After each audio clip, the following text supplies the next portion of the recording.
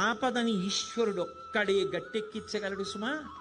ఆపదని గట్టెక్కించవలసి వస్తే భగవంతుడు చూసేదేది అంటే నువ్వు ఎంత పవిత్రంగా బతికావు. నువ్వు ఇతరులకు హాని చెయ్యగలిగి ఉండి కూడా చెయ్యకుండా నిన్ను నువ్వు నిభాయించుకున్న సందర్భాలేవి.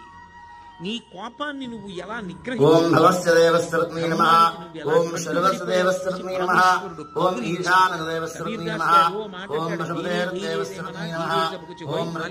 చేసే ఋతువాయే ఫల్హో అంటాడు.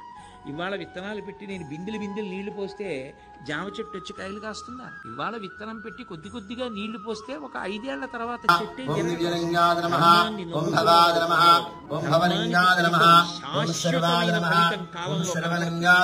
ధర్మం పట్టుకున్నవాడు ఎంత గొప్పవాడో కూడా ఆదర్శం. అది నిరూపించాడు ప్రారంభంలో.